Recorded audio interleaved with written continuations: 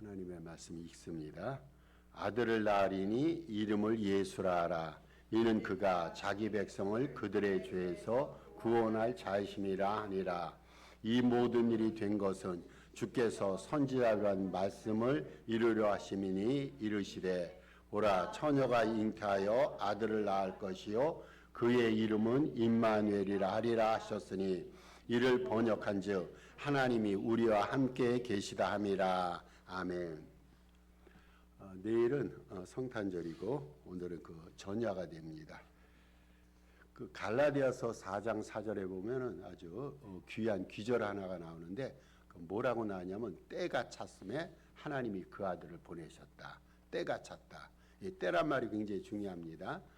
예수님이 이 세상에 지금으로 이렇게 거슬러 올라가면은 2000년 전이죠. 2000년 전인데 이제 지구가 우주가 만들어지고 사람이 만들어지고 죄악이 들어오게 됩니다. 죄악이 들어오고 나서 이 지구가 많이 망가지게 됩니다. 사람의 심령이 부패하고 힘이 패역해지게 됩니다. 그리고 살아가는 삶의 자리에서 이 죄로 인해서 굉장히 안 좋은 일들이 많이 발생하게 됩니다. 그래서 세상이 어지러지면서 이제 사람들의 마음속에 그런 마음도 들었을 거예요.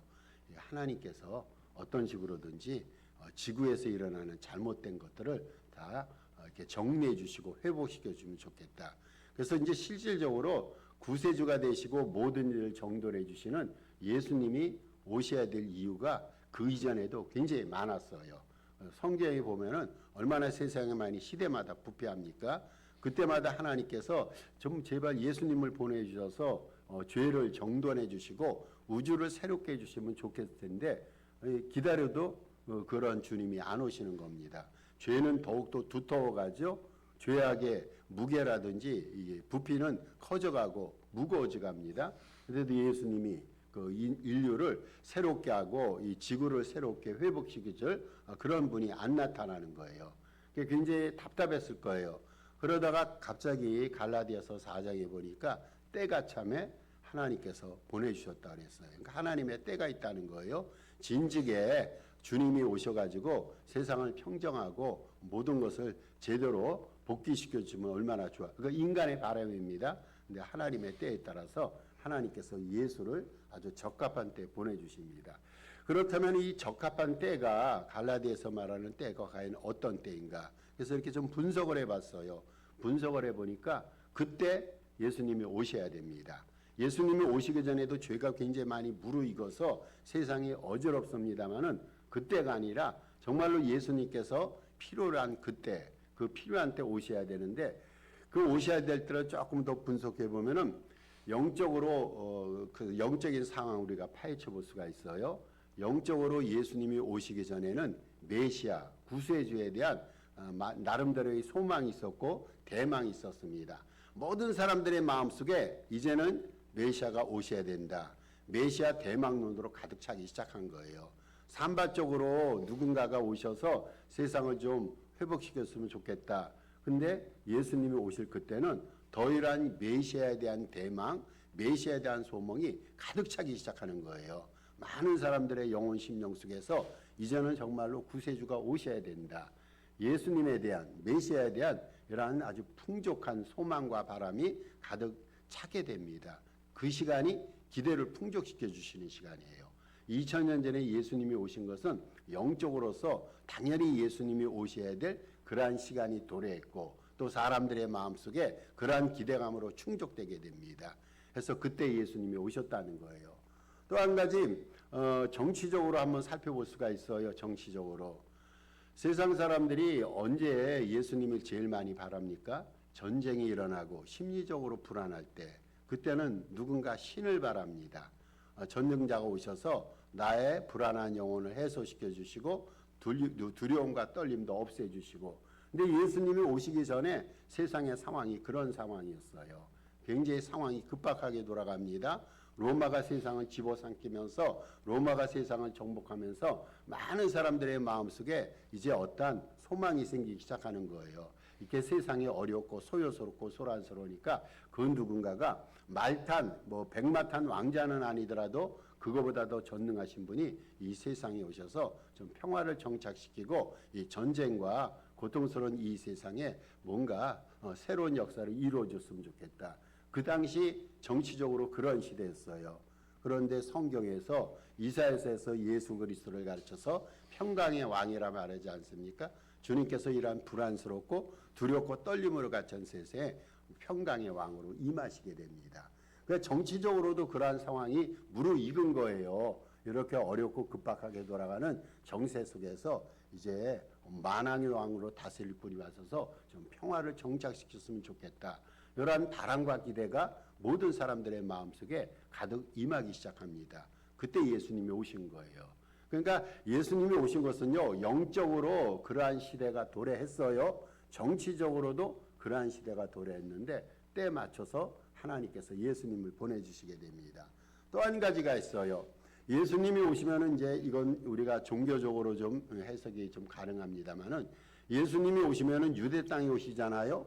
유대 땅에 오시면은 뭐 그 당시 지금처럼 인터넷이 있다든지 어떤 전자매체가 있어갖고 세상 한 구석에서 이루어진 일들이 모든 온 처처에서 다 볼 수 있고 목도될 수 있는 건 아닌 상황이었어요. 예수님은 유대에 오셨지만 그 예수님이 오셔서 그 예수님이 전해져야 됩니다. 구세주로 예수님께서 유대 땅에 오셨는데 그 작은 고을 한 곳에서 오신 예수님이 계속해서 전해져야 되고 예수님이 전파돼야 되지 않습니까? 근데 그 일이 가능하게 됐어요. 어떻게 가능하게 됐냐? 뭐 그 당시 전자매체가 발달되는 건 아니지만 로마가 세계를 정복하기 위해서 도로를 닦아 놓은 거예요. 얼마나 도로가 다 닦여 있는지 모릅니다. 그래서 이 잘 닦아진 도로를 가지고 그 당시에는 도보로 삶을 살아갔잖아요. 이 잘 닦아진 도로를 통해서 제대로 걸어가면서 편안하게 걸어가면서 복음을 전한 거예요. 사도 바울이 3차에 걸쳐서 세계 선교 여행을 했어요. 우리들 생각에는 그때 길도 없고 열악한 환경 속에서 어떻게 걸어서 복음을 전했냐 그렇게 생각할 수 있지만 이미 도로가 다 닦여져 있었어요. 로마가 세계를 정복하기 위해서 우선 도로부터 작업을 합니다. 잘 다져진 자갈발 도로 혹은 아스팔트 도로를 잘 만들어 갖고 그것을 통해서 군대들이 진출하게 되고 또 그 도로를 이용해서 선지자들 그리고 사역자들이 복음을 전하는데 도로가 잘 닦여 있어 갖고 예수님이 오셨다 할지라도 복음이 전해질 수 있는 그 상황이 마련된 거예요. 경제적인 면에서 그렇습니다. 그래서 예수님께서 때가 참에 오셨다라는 것은 종교적, 영적으로, 정치적으로, 사회적으로 그 때가 무르익었어요. 그래서 갈라디아서 4장 4절의 말씀을 하나님께서 응하셔서 때에 따라서 예수님을 보내주시게 됩니다. 그러면 성탄의 의미가 뭘까요? 성탄의 의미를 우리가 조금 좀 깊이 있게 살펴보면 우선 성탄의 의미는요, 인간과 하나님이 만날 수 있는 길이 개통됐다는 거예요. 인간과 하나님.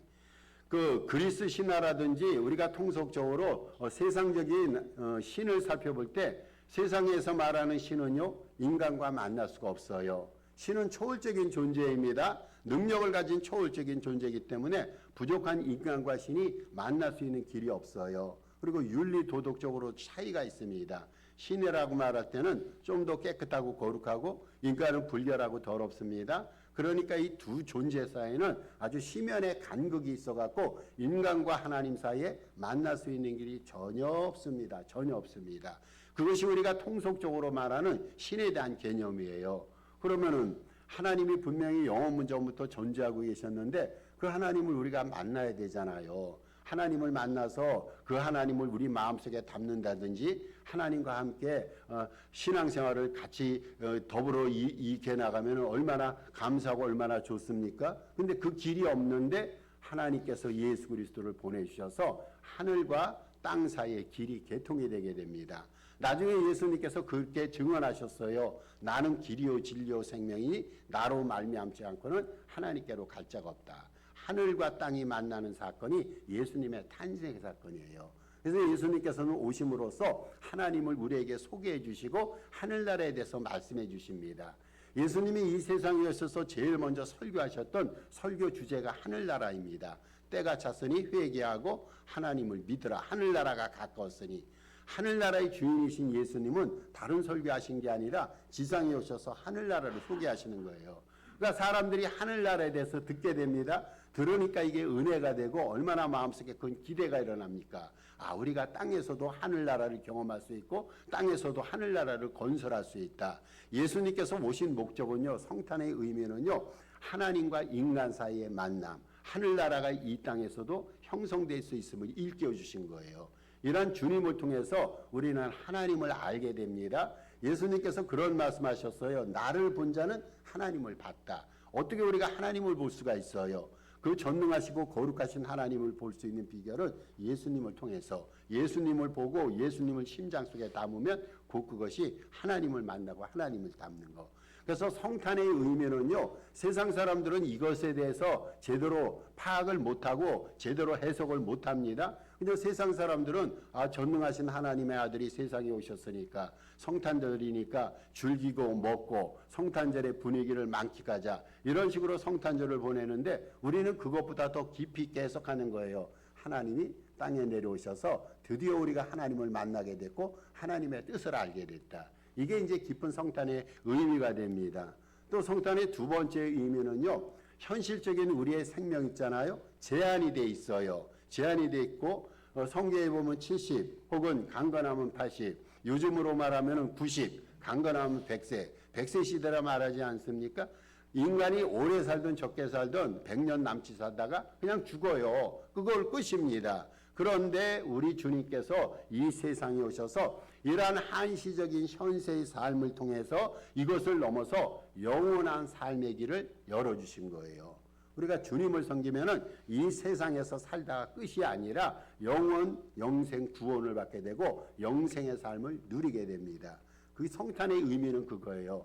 비록 우리가 지상에서는요, 제한된 삶을 살아가고 뭔가 이렇게 제약받은 그러한 삶을 살아가지만, 그럼에도 불구하고 우리에게는 영생의 길이 주어지고 그 영생의 삶이 예수 그리스도가 오심을 통해서 이루어졌다는 거. 이게 성탄의 의미가 됩니다. 그래서 성탄의 의미는요, 사람이 하나님을 만날 수 있게 되었다는 거, 하나님 나라를 그래서 은혜 가운데 경험하게 됐던 거. 또 성탄의 두 번째 의미는 인간은 제한된 존재이고 살아가는 삶의 길도 제한이 되어 있지만 예수 그리스도를 통해서 영생의 삶을 누릴 수 있게 되었다는 거. 이게 깊이 있는 성탄의 의미입니다.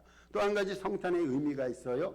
사람들은 세상에 살아가면서 자꾸만 이렇게 죄악을 꾸밉니다. 거룩하고 좀 깨끗하고 성결하게 살면 좋겠는데, 사람의 본성은 그게 아니에요. 사람의 본성은요, 부패성이 있어요. 우리 영혼 속에는 부패성이 있어도 아무리 우리가 세상에서 윤리 도덕을 배운다 할지라도 내 안에 있는 부패적인 마음이 나를 죄인으로 끌어갑니다. 우리는 태중에서부터 죄의 부패가 돼서 세상에 태어나는 거예요. 그래서 다윗이 그러한 고민거리를 성경 시를 통해서 우리에게 고백하지 않습니까? 내가 죄악 중에 잉태가 됐다. 그게 다윗뿐이 아니라 우리 모두가 다 똑같아요. 이 세상에서 우리는 죄악 가운데 태어나서 죄 중에 살아갑니다. 어둠의 삶을 살아갑니다.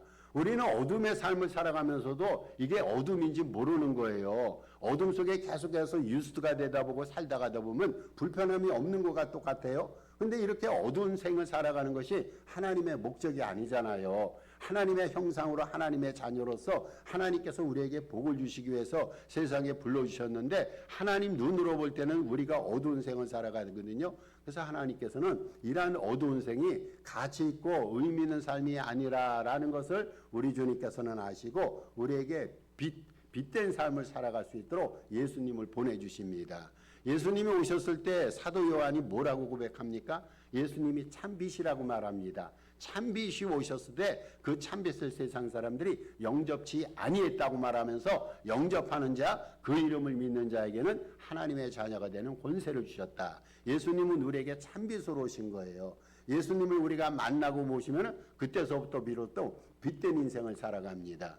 하나님의 형상으로 아버지 하나님의 축복 가운데 부름을 받았다면 우리는 당연히 빛의 자녀로서 삶을 살아야 되는데 그것이 불가했어요. 근데 예수님이 오심으로써 빛된 삶을 살아가게 됐고 빛의 자식의 삶을 살아가게 됐어요. 그래서 성탄의 세 가지 아주 큰 의미가 있다면, 하나님과 인간이 만날 수 있는 길이 개통이 되었다는 거, 한시적인 삶을 살아가는 인간들에게 영생의 삶이 오픈되어 있다는 거, 어둠의 삶을 살아가는 우리들에게 빛된 삶이 개통되었다는 거. 이게 이제 성탄의 귀한 의미가 됩니다. 이런 근본적인 성탄의 의미를 깨닫고 오늘 본문에 들어가면은 오늘 본문의 말씀은 우리가 요셉을 알아야 됩니다. 요셉이 육신의 아버지예요. 예수님의 육신의 아버지고 마리아와 정혼을 하게 됩니다. 정혼이라는 것은 결혼이 아닙니다. 결혼하기 전에 1년 동안 약혼 기간이 있어요. 유대 나라에서는 처녀와 총각이 만나서 잠자리도 전혀 하지 아니하고 서로 간에 동정녀로서 순결을 지키면서 1년 동안을 같이 이렇게 1년 동안을 준 결혼 상태에 있게 되는데 그거를 정혼이라고 말합니다. 그러니까 요셉과 마리아가 정혼을 했어요. 아직까지는 정식 부부가 아닙니다. 정혼을 한 상태인데 어느 날 갑자기 마리아가 배가 불러오는 거예요. 이런 일이 있을 수가 없잖아요. 잠자리도 같이 하지 않았고 이런 일이 있을 수가 없는데 마리아가 배가 불러오는데 그러니까 요셉은 좀 이상하게 생각은 되죠. 생각은 되는데 이거는 입 밖에 내지 않았는데 어느 날 요셉이 잠을 자고 있는데 꿈속에 하나님이 나타나셔서 그 사실을 얘기합니다. 그게 오늘 본문 말씀이에요. 내 아내, 여기서 이제 아내라고 표현을 하게 됩니다. 내 아내가 이게 배가 불러서 잉태가 되는데 그건 성령께서 그렇게 하신 일이다. 성령께서. 이런 일이 역사상으로 일어나지가 않았어요. 어디 처녀가 성령으로 잉태된 사건이 어디 나타납니까? 하나님께서 수없이 많은 기적을 행하셨더라도 이 기적은요 오직 마리아, 예수님과 마리아 사이에서만 이런 기적을 연출하시니까 이게 도무지 요셉이란 사람이 의심도 생기고 믿을 수 없는 일입니다. 그럼에도 불구하고 요셉은 이것을 믿었어요. 천사가 나타나서 되어진 일들을 자초지종 설명을 하니까 믿음 가운데 그것을 이제 모시고 인정을 하게 됩니다. 그때 요셉에게 천사가 했던 말이에요. 정혼했던 마리아는 성령으로 잉태돼서 배가 차츰차츰 불러오고 있는데 요셉이 이상하게 생각할 때 그 요셉에게 천사가 나타나셔서 주신 말씀이 오늘 말씀입니다. 그래서 오늘 21절에 보니까 아들을 낳으리니 이름을 예수라 하라. 이름까지 정해진 거예요. 보통 우리가 아들을 낳는지 딸을 낳으면은 뭐 부모가 이름을 짓는다든지 아니면 남편, 배우자가 이름을 짓지 않습니까? 그런데 예수님은 태어나기 전부터 이름이 정해져 있었어요. 아예 이름을 하나님께서 예전부터 그렇게 정해. 이게 태어난 아들을 예수로 하라. 그러면서 그 예수의 뜻을 알려주십니다. 성경에 보면은 여기 우리가 예수라고 말하지만 그 구약 성경에 보면 여호수아라는 것도 있습니다. 인물. 여호수아 예수 같은 의미입니다. 히브리어로 여호수아가 되는데 이제 이거 헬라어로는 예수가 되는데 같은 의미를 갖고 있어요. 이 구원자라는 뜻입니다. 예수. 그러니까 하나님께서는요 마리아가 성령으로 잉태할 때 아들을 낳는다고 미리 점지해 주시면서 그렇게 예언해 주시면서 그 이름조차도 예수라라고 말씀을 주십니다. 예수란 뜻은요 다른 것이 아니라 그가 자기 백성을 그들의 죄에서 구원할 자심이니라. 그래서 오늘 본문에 보면은요 예수 그리스도가 어떠한 분인가를 우리에게 알려줍니다. 우리 주님께서는요 때가 참에 예수 그리스도를 보내주셨어요. 때가 참에 하나님의 때에 따라서 보내주셨습니다. 그리고 그 예수님이 이 세상에 태어난 날을 성탄절이라고 말하는데 그 성탄절의 의미를 우리에게 성경 전체에서 일깨워 주셨습니다. 그러면서 예수 그리스도가 과연 누군가가 오늘 본문은 예수님의 정체성에 대해서 얘기하는 거예요. 가장 중요한 것은요 내가 누구인가 그 사람의 정체성이 중요합니다. 제일 중요한 게 정체성이에요. 왜냐하면은 그 사람이 누군가 그 정체성을 완전히 알 때 그 사람이 자기의 정체성에 따라서 무슨 일을 할 것인가를 그 뒤에 깨우치게 됩니다. 따라서 정체성은요 사명의식을 선행합니다. 내가 무엇을 할 것인가는요 내가 누구인가를 먼저 알아야 돼요. 내가 누구인가를 할 때 거기에 합당한 일을 하게 되는데 이거를 사명의식이라 말합니다. 예수님의 정체성에 대해서 말합니다. 예수님이 누군가를 우리가 확실히 알면은요, 아, 이분이 이런 분이기 때문에 이런 일을 하실 것이다라는 그분의 사명에 대해서 일깨우게 되는데 오늘 본문은 예수님의 정체성에 대해 말합니다. 예수님은 세상에 오셔서 이름까지 이미 예언을 받아 오셔서 예수님의 이름이 모든 백성을 그들의 죄에서 구원할 자심이라. 다시 말해서 예수님은 메시아로 오십니다. 제가 아까 말씀드렸어요. 그 때가 됐다는 것은 메시아 대망론이 가득 찼다는 거예요. 많은 사람들의 마음속에 이제는 저들의 머릿속에 이제는 구세주가 오셔야 된다. 메시아가 오셔야 된다. 그러한 기대와 바람으로 가득 찼을 때 하나님께서 그때 예수님을 보내주셨어요.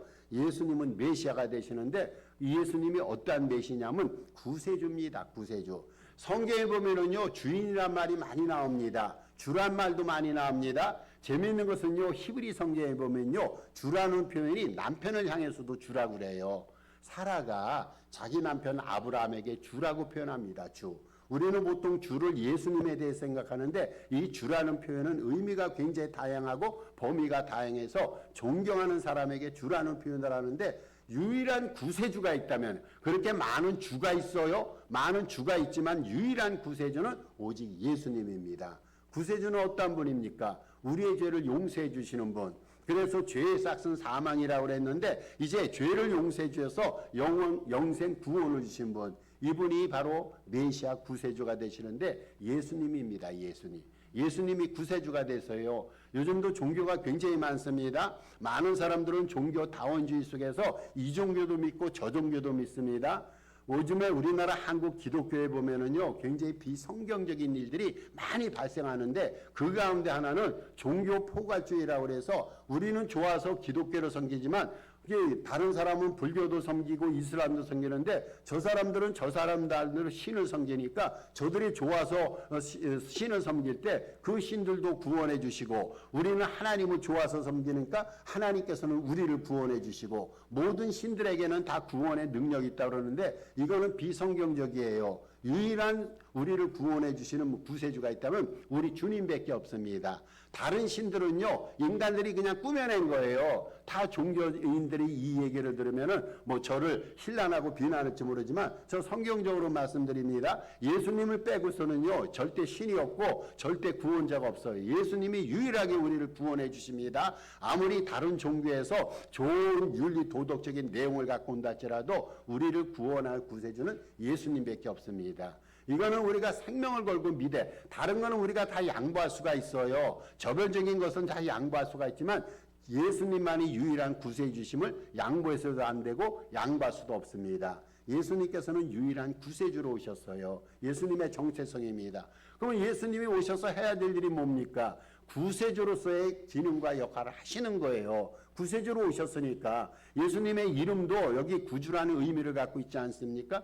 그래서 참 감사하게도 오늘 이 본문을 통해서 이 마리아가 요셉의 꿈속에서 있었던 내용의 이 기사를 통해서 예수 그리스도의 정체성, 예수님께서는 구세주 메시아가 되신다라는 사실을 우리에게 일깨워줍니다. 나중에 예수님께서 부활 승천하신 다음에 베드로가 그렇게 고백하지 않습니까? 천하 만민 중에 구원을 주실 유일한 이름은 예수님밖에 없다. 베드로가 예수님도 막 부인하고 그랬었는데 나중에는 그런 고백이 우리는 이것을요 생명처럼 알고 믿어야 돼요. 이게 성경의 진실된 증언이고 예수 그리스도께서 이 세상에 오신 것은 우리를 구원해 주시기 위해서 이거보다 더 기쁜 일이 어디 있어요. 그래서 우리는 성탄절을 기쁨 가운데 소화시킬 수 있는 것은 우리를 구원해 주시는 예수님이 오셨기 때문에 단지 예수님이 오셔서 성탄절에 필요한 선물을 주신다든지 그것을 뛰어넘어서 영생 구원을 우리에게 주시니까 우리는 지상에서도 최선을 다해 살다가 영원 천국에 가서 하나님과 영생 복락을 누리는 이러한 복되고 아름다운 구세주로 오셨다는 사실이 얼마나 큰 선물입니까? 그래서 이 말씀을 통해서 요셉의 기사를 통해서 예수님의 첫 번째 정체성 예수님은 구세주 메시아가 되신다라는 것을 일깨워 주십니다. 자, 두 번째로 오늘 본문을 통해서 예수님이 어떤 분인가를 우리에게 일깨워 주시는데 이게 또 우리에게 힘이 되고 위로가 되는 거예요. 여기 보면은요, 여기 21절인가요? 22절, 23절입니다. 23절. 보라, 처녀가 잉태하여 아들을 낳을 것이요. 그의 이름은 임마누엘이라 하리라. 하셨으니 이를 번역한즉 하나님이 우리와 함께 계시다 함이라. 자, 이 말은 뭡니까? 예수님이 우리의 영원한 동행자라는 거예요. 동행자. 사람은요, 누구와 동행하냐에 따라서 그 사람의 영향을 받게 됩니다.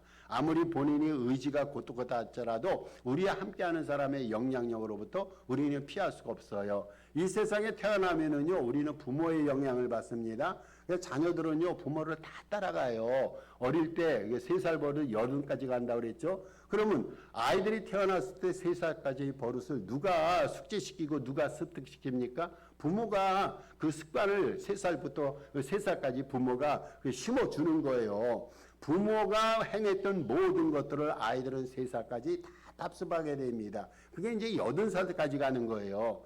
그리고 나이가 들어서 학교에 가면은 스승의 영향을 받습니다. 선생의 영향을 받죠. 어떤 사람은 친구의 영향을 받아요. 친구 따라 강남 간다고. 누군가 우리의 삶 속에서 동행하는 자가 있다면 그 사람이 내 인생의 일정 부분 책임을 감당하게 되고 내 인생을 일정 부분 함께 인도해 나갑니다. 근데 우리 주님께서 우리와 더불어 동행하신다라고 말합니다.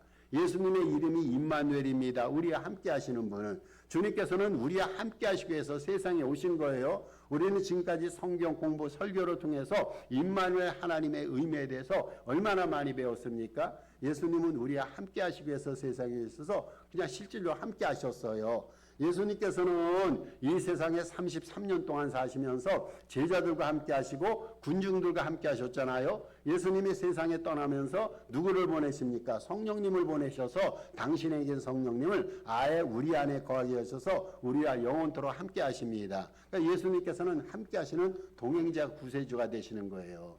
동행자 구세주가 되시니까 우리는 외롭지 않아요. 어떤 사람이 늘 심심하다라고 말합니다. 어떤 사람은 늘 지루하다고 말합니다. 왜 지루합니까? 이렇게 지루하다고 말하는 사람은요, 할 일이 없는 사람이에요. 그리고 더불어 함께 할 사람이 없는 사람입니다. 그러면 사람이 많다고 해서 심심하지 않습니까? 어떤 경우에는요, 수없이 많은 군중 사이에서도 외로움을 느끼고 심심할 때가 있어요. 일감이 많은데도 심심할 때가 있어요. 그래서 사람이라든지 일감이 많다고 해서 외로움이 해소되는 게 아니에요. 우리가 심심하고 지루하게 느끼는 것은 근본적인 요인이 있어요. 우리 안에 예수님이 안 계시면 그렇습니다. 우리 안에 예수님이 안 계시면요, 인생은 외롭고 심심하고 지루합니다. 의미가 없는 거예요. 삶이 의미가 있고 재미있으면 심심할 틈이 없잖아요. 목회를 열심히 하는 사역자들 보면 늘상 활력이 있어요. 어떤 사람은 열심히 하더라도 활력이 없고 생명력이 없는 분이 물어보면은요, 예수님이 함께 하셔야 하면 그런 현상이 나타납니다. 근데 예수님께서는 동행자로 오셨어요.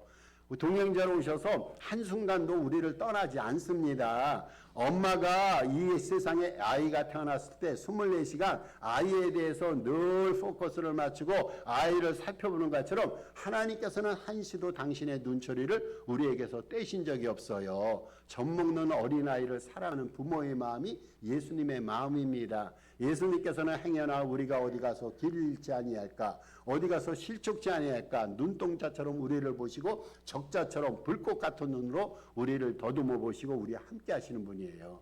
저는 가장 감사한 대목이 우리와 함께 하시는 분. 정말로 주님 함께 하시지 않습니까? 어렵고 힘들 때 예수님 가만히 생각하면서 임마누엘 예수님이라는 단어만 읊조리게 하더라도 마음속에 기쁨이 생기게 되고 마음속에 평안이 생기게 되는 거예요.